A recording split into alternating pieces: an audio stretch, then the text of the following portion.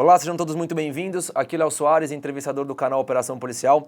Hoje à frente do quadro Casos de Polícia e eu converso com a delegada Raquel Galinatti e com a promotora e fundadora, presidente do Instituto Pro Vítima, Celeste Leite. Infelizmente, tivemos um caso muito triste dentro da própria Polícia Civil. No dia 9 de junho, em Carandaí, Minas Gerais, a escrivã da Polícia Civil de Minas Gerais foi encontrada morta. O nome dela é Rafaela Drummond e ela tinha apenas 31 anos e foi encontrada morta dentro da casa dos pais. E aqui nós vamos entender o porquê que isso aconteceu, se de fato nós temos uma tropa adoecida, o que está acontecendo com a polícia, temos casos subnotificados, o que está acontecendo dentro da instituição, do local onde nós, como cidadãos comuns, temos que pedir socorro, temos que pedir o resgate. Delegada Raquel Galinatti, promotora Celeste, sejam muito bem-vindas ao canal Operação Policial novamente. Léo, é sempre uma honra estar aqui. Maravilha. Delegada, eu vou começar com você. Por favor, o que de fato é o caso Rafaela Drummond, uma jovem escrivã da Polícia Civil de Minas Gerais, de 31 anos, que teve a sua vida interrompida? A saúde mental dos policiais é uma ferida aberta que precisa ser cicatrizada e debatida. Os policiais, eles são escudo entre o crime e a sociedade. A sociedade espera que o policial seja um super-herói, com aquela força física, mental, psicológica inabalável. E aí o que a gente percebe são situações de um excesso de cobrança, de demanda social para a polícia como um todo, e quem vai ser mais cobrado é quem está lá na lança da ponta, os operacionais, aqueles que estão realmente carregando o piano da polícia. A estrutura, infelizmente, política das polícias, eu falo uma estrutura política porque não existe uma autonomia institucional. Então, a polícia ela fica completamente vulnerável à mercê de ingerências políticas, porque o comando geral de uma polícia é do governo do Estado. Então, muitas vezes, situações midiáticas, elas são forçadas para que uma solução se dê, uma resposta se dê para a sociedade. E quem é cobrado para isso? O policial, aquele que está na lança da ponta. E somatizado com o fato em que muitas vezes os superiores hierárquicos confundem o público com o privado, e muitas vezes todos os servidores públicos são servidores do Estado e não servidores particulares, daqueles que estão hierarquicamente em um cargo superior, com abusos psicológicos, assédio moral, assédio sexual, e essa situação ela fica silenciada nas instituições de Estado. Quando a gente vê que no mundo corporativo, algumas vezes, o assunto ele é mencionado, falado, inclusive com normas de compliance em empresas, para que situações de assédio moral e assédio sexual sejam evitadas, né? Muitas vezes porque o dano à imagem daquela empresa, que pode ter a pecha de uma empresa conivente com assédio moral, assédio sexual, é destruidor para a imagem daquela empresa. No mesmo se diz para a instituição de Estado, só que a gente não vê esse trabalho feito para que essas situações silenciosas, em que muitas vezes somente quem vivencia, que percebe que tem ali como provar, e pior, aquele que é vítima do assédio moral e sexual, ele tende a ser isolado pelos seus colegas de trabalho, ora para não serem taxados de defensores daquele que está sendo vítima, ora para também não serem alvo. Então, o que a gente presencia é uma situação em que é a ponta do iceberg quando a gente fala em mulher, porque o que a gente normalmente pensa? Que o assédio moral, o assédio sexual, todos podem ser vítimas, todos poderiam ser também autores do crime. Mas, na realidade, inclusive com dados da ONU que versam a Comissão de Direitos Humanos, com a OIT, dados da OIT, quase 90% das vítimas no ambiente de trabalho são mulheres. Faz parte de uma estrutura machista, patriarcal, em que os ambientes e espaços de trabalho nunca foram desenhados para mulheres. E quando essas mulheres ali estão, muitas vezes elas estão em situações em que o tempo todo elas devem pedir permissão para lá estar. Ou, se os superiores hierárquicos são homens, essas mulheres elas tendem a estar subjugadas e até mesmo subservientes. E quando negam, e o assédio sexual, o assédio moral, ele vem após o assédio sexual não efetivo.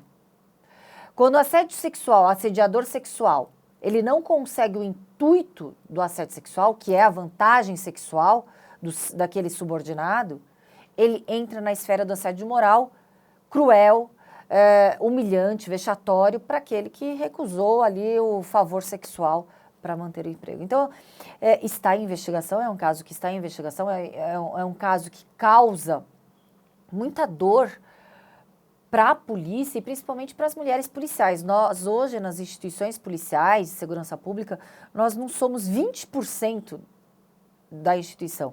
E causa mais dor saber que as mulheres policiais que não são vítimas são aquelas mulheres que têm uma personalidade mais combativa, mais bélica, mais explosiva, até taxadas de loucas. E aquela mulher que não tem essa personalidade tão bélica, ela fica subjugada a esse tipo de agressão. E o que motivou a abertura de um inquérito pela Polícia Civil, já que esse é um caso tratado como suicídio? O sindicato dos escrivães, O Sindep, né? lá em Minas Gerais, deixou público várias denúncias feitas e narradas pela própria vítima. Infelizmente, o sindicato não teve tempo hábil de alguma medida judicial, de alguma medida de proteção, e ela foi encontrada morta pelos próprios pais na residência dos pais. E Celeste, você acha que esse pode ser tratado como um caso isolado? Definitivamente não. Pelo menos aqui em São Paulo existem dados do Sindicato dos Procuradores do Estado. Os procuradores do Estado, eles têm acesso ao prontuário de todos os servidores públicos e eles publicaram em relação ao assédio moral um dado estatístico nos casos de aposentadoria por invalidez que mais de 50% dos casos são fruto de um assédio moral prévio, o que facilita, especialmente no setor público, a proliferação do assédio moral. E ele não é necessariamente relacionado à hierarquia, porque sendo o servidor público dotado de estabilidade, muitas vezes entre os próprios colegas de trabalho, ou pode até ser, eventualmente, no inferior hierárquico quanto superior. Por exemplo, quando a superiora, supondo seja uma delegada de polícia e todos os seus inferiores hierárquicos fossem homens, por hipótese. Por não admitir esse tipo de vinculação da mulher, sendo centro de tomada de decisões, muitas vezes pode acontecer também o assédio nessa linha. Então, ele pode ser horizontal ou vertical, e não necessariamente está relacionado a uma prévia prática de assédio sexual.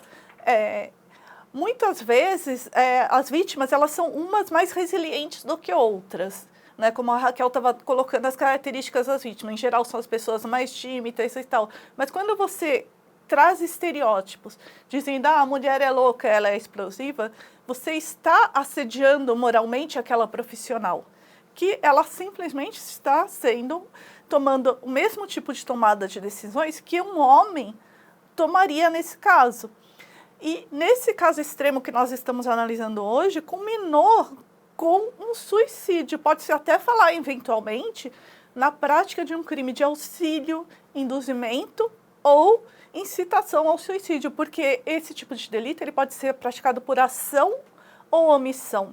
E os crimes omissivos impróprios, pelo artigo 13 do Código Penal, muitas vezes você se omitindo, deixando de auxiliar, você pode estar participando de um crime, que é um crime que se submete a julgamento perante o tribunal do júri.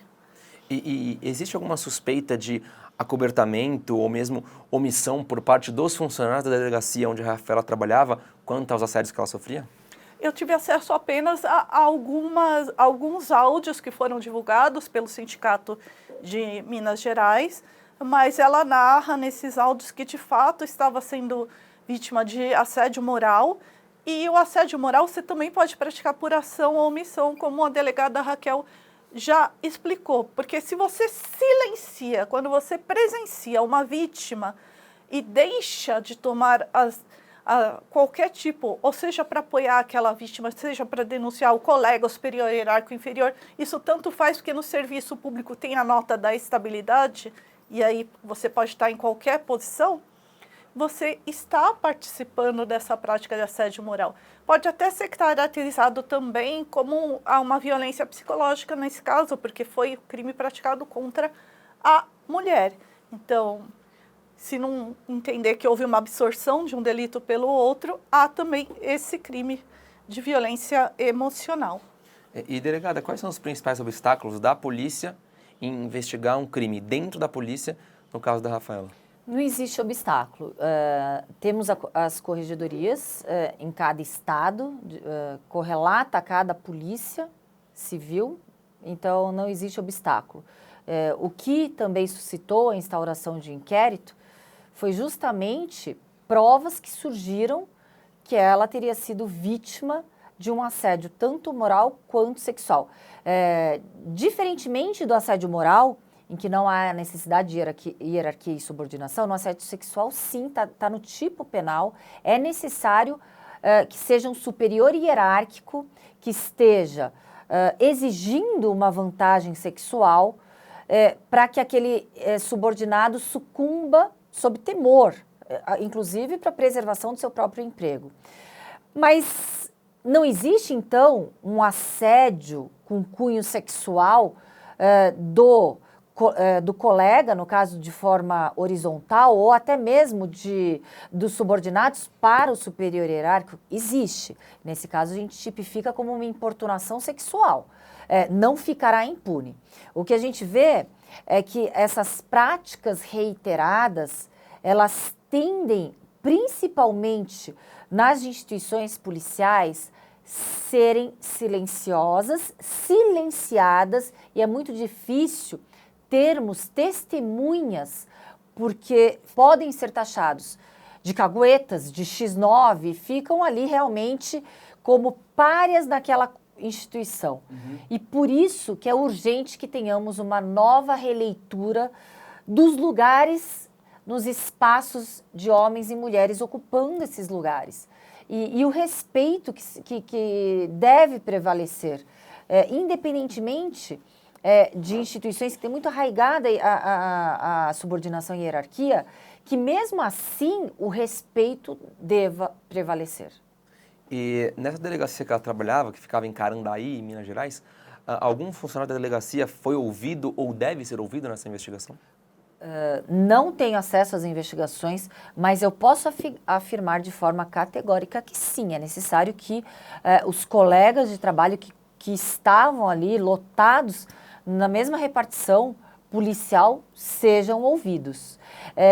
A gente percebe que muitas vezes a situação de assédio moral, assédio sexual também pode permear configurada de outras formas, como, por exemplo, o assédio moral, aquela sobrecarga exaustiva, desumana de trabalho, aquela cobrança de resultado pela insuficiência de policiais, e isso a Associação dos Delegados de Polícia do Brasil fez uma recente pesquisa, não é exclusividade de nenhuma polícia, o déficit de policiais gritante. E era por isso que a Rafaela reclamava. Exatamente. Um dos fatores ali de insatisfação da escrivã Rafaela era a sobrecarga desumana, as escalas desumanas e exaustivas, a ausência de descanso de uma jornada de trabalho. Então, aqueles plantões intermitentes, né, o sobreaviso permanente é desumano. Não tem pessoa, o ser humano, que consiga sobreviver a essa carga ininterrupta de trabalho. E, promotor, você acha que, quando a gente pega esse dado que a delegada trouxe para a gente, você acha que pelo fato da delegacia ficar numa cidade não tão desenvolvida ou tão grande como uma São Paulo, por exemplo, você acha que isso resulta num déficit maior de policiais, talvez numa jornada excessiva de trabalho por conta da tropa, por não ter outros policiais para substituir? Eu acredito que a segurança pública é um direito fundamental do cidadão. não vejo essa correlação com a distância, mas sim com a ausência de concursos públicos. Eu, como promotora de justiça, atuei no interior e posso afirmar que, pelo menos em termos de qualidade de trabalho, não há diferença. Muitas vezes no interior até se sobressai as investigações do que o trabalho que vem sendo realizado aqui na capital. Porém, nós temos que ter concurso público em número efetivo. Quantos policiais existem proporcionalmente àquela população? Qual é o IDH daquela região? Isso também influencia no número de crimes que é praticado. Quais são as manchas de violência naquela região? Porque ele pode ser um lugar mais distante, mas extremamente pacífico. Ou um lugar distante justamente por conta dessa distância ter uma sobrecarga de trabalho excessivo. Isso nós não temos dados de Minas Gerais, não temos como avaliar, mas aqui em São Paulo as manchas de criminalidade têm uma grande correlação com o índice de IDH, ou seja, o índice de desenvolvimento humano da região. É muito triste a gente pegar esse caso, porque, de acordo com os familiares, a Rafaela era uma pessoa que tinha sonhos, uma garota, vou chamar de garota porque ela tem 31 anos, ela tinha sonhos. Passou em segundo lugar no concurso de escrivã e ainda sonhava em ser delegada, e a gente tem aqui uma delegada. Então é como se, de fato, eu hoje estou conversando com você, delegada Raquel, mas eu poderia muito bem estar conversando num futuro próximo com a delegada Rafaela Drummond. E ela teve esse sonho interrompido, a ponto de tirar a própria vida. E, delegada, a gente tem informações de como que ela tira a própria vida? Eu sei que é complicado perguntar isso, mas a gente tem essa informação? Parece que foi realmente com disparo de arma de fogo. Na residência dos seus pais, eles encontraram a escrivã realmente morta, decorrente a um disparo de arma de fogo. Houve rumores de que, inclusive, o disparo foi na própria face, o que seria bem curioso, o que seria realmente raro, se tratando de suicídio praticado por mulheres. Porque um disparo de arma de fogo na face, claro, destrói toda a caixa craniana. Então, geralmente o suicídio praticado por mulheres não é na face. Não sei ao certo o que aconteceu, mas de qualquer forma é traumático, é triste. Uma situação em que toca todas as pessoas, mas principalmente as mulheres policiais, de todas as instituições, de todas as corporações, porque eu não acho justo que as mulheres, para sobreviverem nessas instituições, tenham que ter acima da linha da normalidade ou acima da linha média um ímpeto mais forte, digamos, de combate. É o que eu estou repetindo, um ímpeto mais forte de retorção imediata, um ímpeto mais forte de defesa. Eu falo porque nenhuma mulher está impune de sofrer assédios morais e assédios sexuais. Sim. Eu já fui vítima, de forma reiterada. E qual foi a consequência de eu ser vítima? Não estou morta, não estou com problemas de depressão. Mas a consequência foi eu ser taxada por muitas pessoas, ela é louca. Ela é louca. Essa discriminação aconteceu dentro da própria polícia? Sim, por colegas boçais. E eu digo que eu não vou generalizar a instituição, no caso a minha instituição, Polícia Civil, porque eu fui eleita pelos meus pares por 2 mandatos para representá-los. Fui a primeira mulher a representar os delegados de polícia no âmbito do Estado. E se não temos 20% de delegadas, logo quem me elegeu foram os meus pares. Mas existem colegas boçais, pares boçais, que de repente não admitem mulheres ali no mesmo espaço de trabalho, e ali da mesma forma tive que ser combativa, e da mesma forma tive que ser impositiva. E isso que é injusto. De repente uma outra mulher ali não teria suportabilidade para tantas agressões silenciosas, veladas, morais, até de cunho pessoal. Sim. Porque você contraria você está, de uma certa forma, contrariando um padrão que é aceitável para uma mulher, que no caso seria a subserviência, a servidão. Então, isso é injusto e claro que é uma pauta que nós estamos trabalhando juntas. Até no dia, falei, Celeste, que é a presidente do Instituto Pró Vítima, eu tenho muita honra de pertencer ao Instituto, vamos, através do Instituto, pegar mais essa bandeira.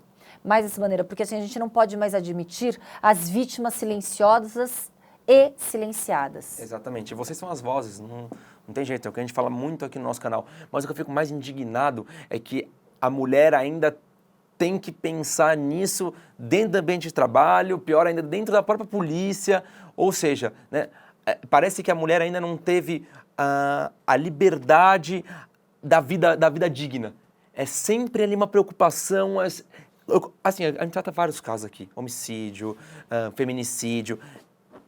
Mata pela mulher ser mulher. Como pode isso, né? E na minha opinião, é inaceitável. E quando a gente pega uma notícia dessa, sabendo que aqui a gente trabalha com vários policiais e com várias policiais, inclusive você que é delegada, é mais triste ainda porque a gente não sabe o que fazer. Estamos de mãos atadas. Ai, meu Deus, é muito ruim, é muito ruim.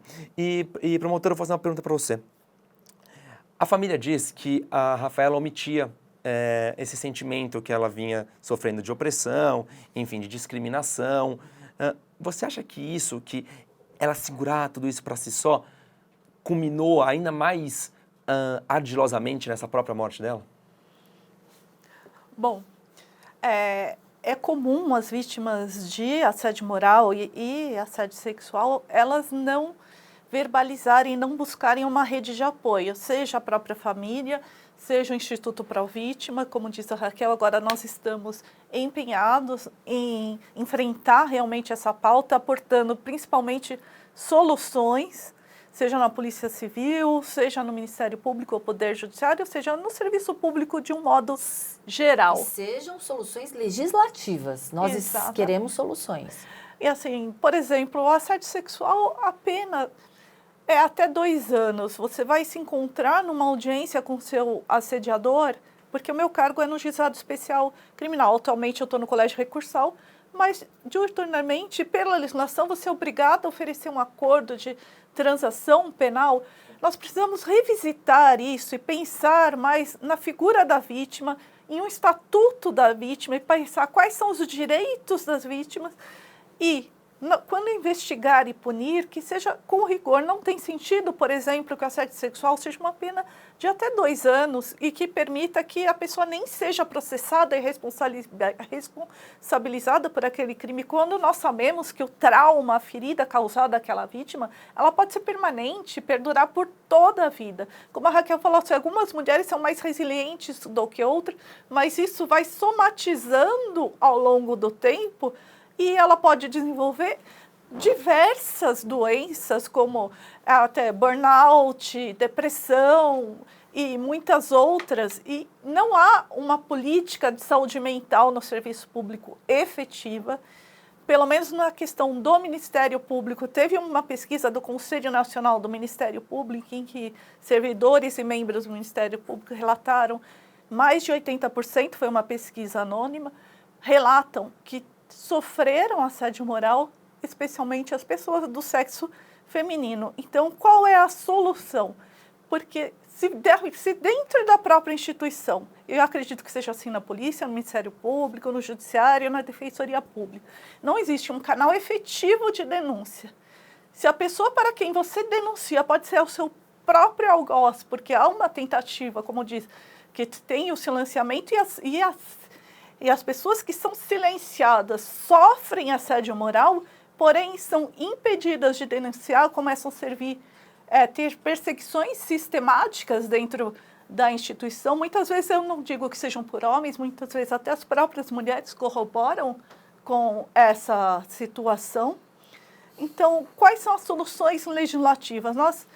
Aqui em São Paulo teve uma solução paliativa, foi criado por meio de um decreto, que tem uma comissão interdisciplinar na Secretaria da Justiça, que se a mulher sofrer discriminação no ambiente de trabalho, é instaurado um procedimento. Agora, isso ainda não se sabe quais foram os dados, que isso foi feito o ano passado, e como as instituições vão reagir a isso. Por exemplo, o Ministério Público vai dizer, Não, mas eu sou autônomo, porque o que eu não poderia resolver isso dentro da minha própria instituição, e o Poder Judiciário também.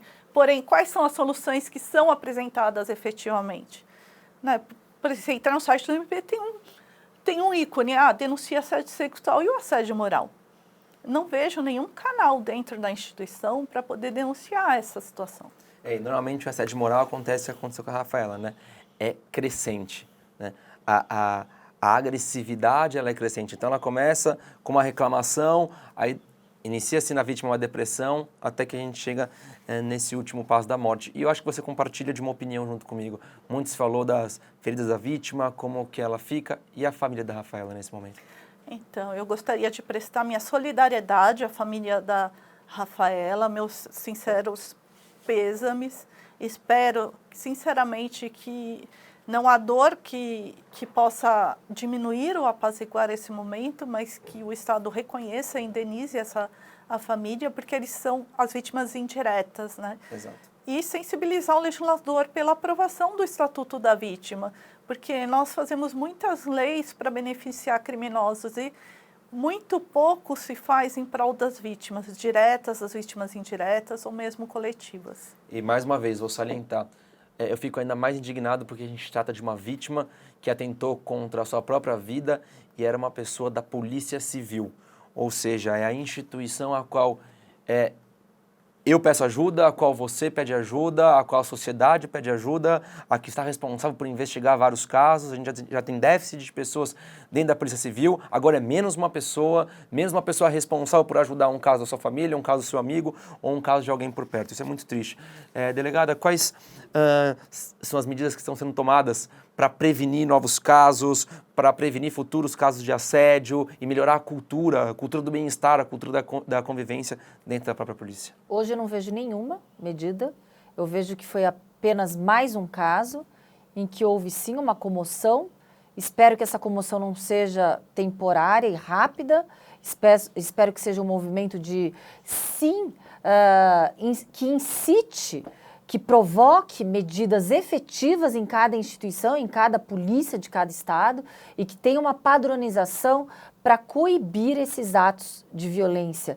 A violência, no caso que a Rafaela sofreu, a ponto dela tirar a própria vida, ela se iniciou por uma violência sexual. E daí quando a gente fala do assédio moral verticalizado, do superior para o subordinado, superior hierárquico para o subordinado, ele se inicia normalmente através de um assédio sexual que não foi efetivado, que foi o caso da Rafaela.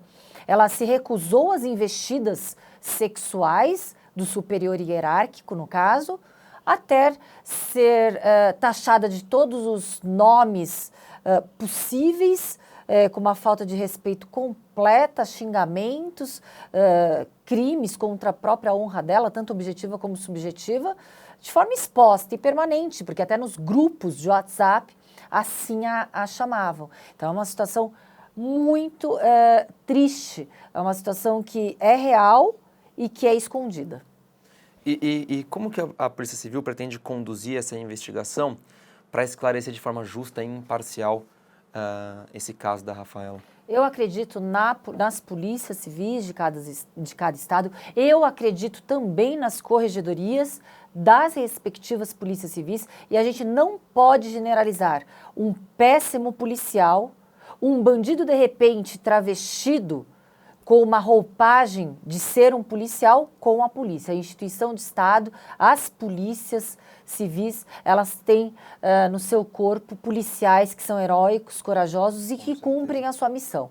Então, esses maus exemplos, esses bandidos, esses criminosos que se camuflam de policiais devem ser banidos de forma rápida e de forma exemplar das instituições. E, promotora, quais são as possíveis ramificações legais nesse caso da Rafaela Drummond, tanto em relação aos assédios quanto à sua morte? Alguém pode ser penalizado? Ninguém vai ser penalizado? Vai ser, como a delegada falou, somente mais um caso? Tem um aspecto administrativo, como bem pontuou a delegada Raquel, cabe uma investigação não só em relação ao suicídio, porque o suicídio em si não é um crime, né, mas a participação, a instigação e auxílio ao suicídio, que pode ser considerado crime, se nós considerarmos que uma conduta omissiva imprópria, fica bem caracterizado o nexo de causalidade, foi que isso que levou diretamente a essa decisão dela acabar com a sua vida, aí no caso, como eu disse no começo, podemos até ter um julgamento perante o tribunal do júri.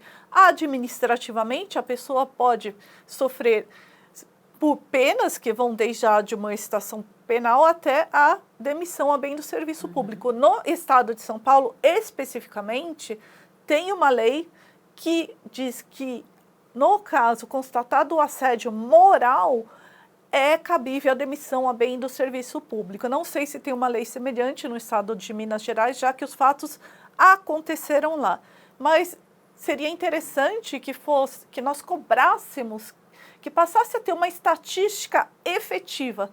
Quantos são os casos de assédio moral? Mas se você não tem como saber, porque isso a vítima não denuncia mais ou menos. Ela pode não denunciar por ação, mas por omissão. Quantos e quantos atestados médicos, licenças saúde, aposentadorias por validez, tudo isso são sinais.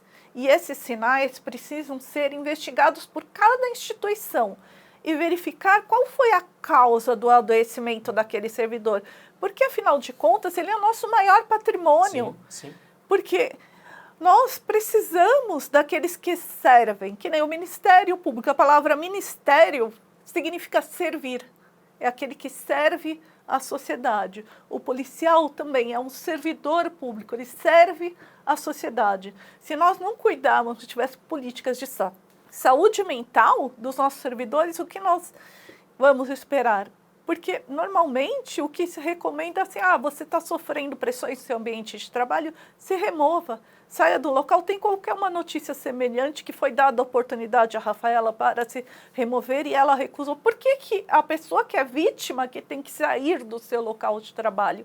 Isso é um questionamento que nós precisamos fazer enquanto instituições e verificar que, na verdade, a vítima ela tem que ser amparada, ela tem que ser protegida. Com certeza. E temos que dar condições aonde ela está. Se, eventualmente, ela quiser, por qualquer motivo, se remover, tudo bem, mas não tornar cada vez mais insuportável a permanência dela naquele local, ao ponto de dar cabo à própria vida. Não, e ainda a própria instituição afirmou que há outros funcionários dessa delegacia onde a Rafaela trabalhava que também estão adoecidos. No caso, foi o próprio sindicato dos escrivães.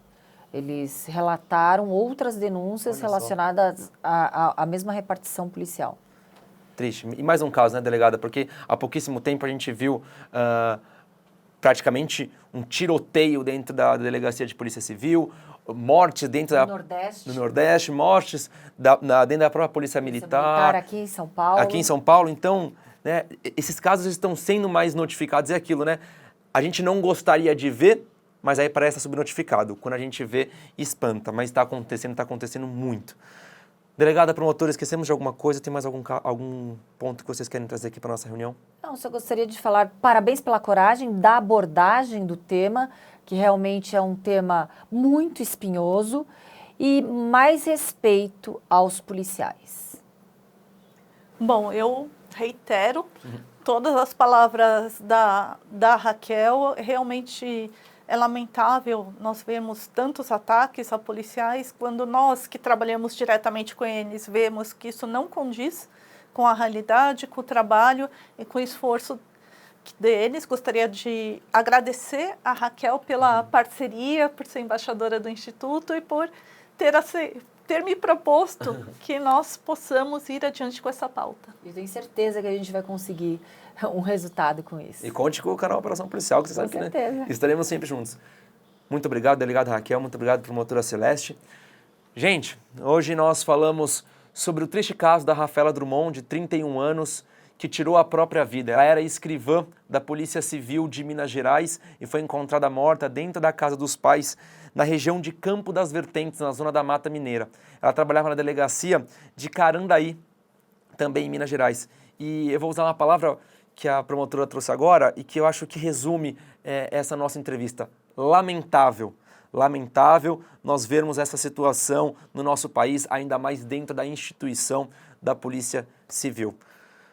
Fica aqui os nossos agradecimentos a todos vocês que nos acompanham, os nossos mais sinceros sentimentos à família da Rafaela Drummond e esperamos que novas atitudes serão tomadas por conta dos órgãos públicos para favorecer os policiais que tanto são apedrejados. Muito obrigado pela sua participação mais uma vez. Nossas redes sociais estão à disposição, assim como nosso e-mail op@medialand.com.br. Eu fico por aqui e vejo vocês na próxima semana. Tchau, tchau.